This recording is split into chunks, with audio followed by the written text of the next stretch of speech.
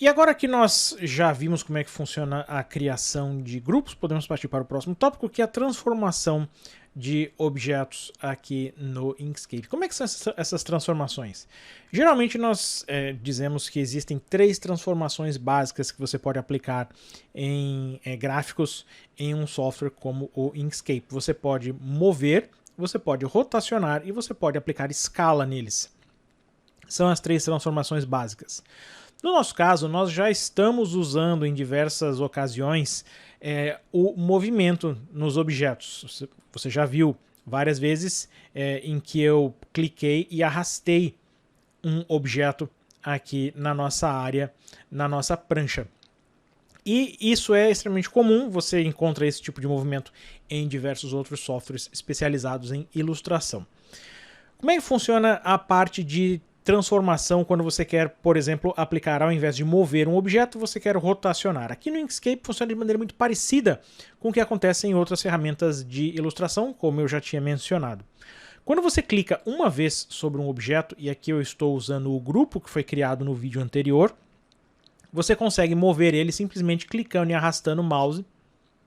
Você clica, deixa o botão esquerdo do mouse pressionado e solta no lugar onde você quer deixar o seu gráfico. E se eu quiser rotacionar? Toda vez que você quiser rotacionar um objeto, você vai clicar 2 vezes sobre um objeto. Repare que quando eu clico uma vez, as alças de transformação, que são essas setas que ficam aqui nos cantos do nosso objeto, elas aparecem e elas demonstram que você quer fazer, aqui no caso, elas ajudam a fazer uma escala. Mas quando eu clico novamente, elas mudam de direção. Quando ela muda de direção, eu consigo, por exemplo, usar aqui a lateral e eu consigo rotacionar esse meu gráfico. Não só rotacionar, se você perceber, nós temos aqui o ponto pivô que pode ser deslocado, por exemplo, para cá. Então, se eu rotacionar agora, repare que o nosso objeto ele está rotacionando em volta daquele ponto pivô em particular. Então você pode mover o ponto pivô para qualquer lugar. Acabei clicando no lugar errado.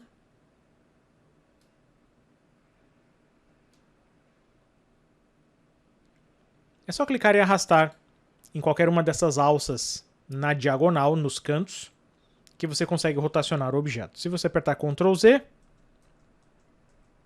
ele desfaz todo esse movimento. Se você usar essa alça aqui, você vai deformar o objeto, você vai inclinar ele. E como é que funciona a escala? A escala, quando você clica uma vez em um objeto selecionado, você vai ligar aqui as alças, você vai poder aplicar a escala nesse sentido. Se você usar as alças que estão aqui nos eixos, as setas dos eixos. Ou então você pode usar uma nessas diagonais, e ele vai redimensionar o objeto usando como ponto pivô a outra base. Observe, quando eu uso aqui essa alça, ele usa esse ponto como ponto pivô. Agora, você deve ter percebido também que quando eu aplico a escala, essa escala ela não mantém a mesma proporção do objeto, você acaba deformando ele. Se você quiser manter a mesma proporção, você precisa pressionar e manter pressionado enquanto você arrasta a tecla Ctrl.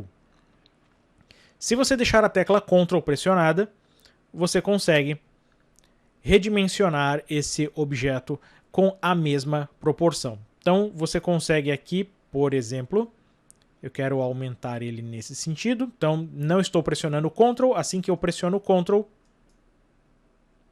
a proporção volta a ficar a mesma. Então essas são as 3 transformações básicas que nós podemos aplicar em objetos quando você está editando gráficos no Inkscape.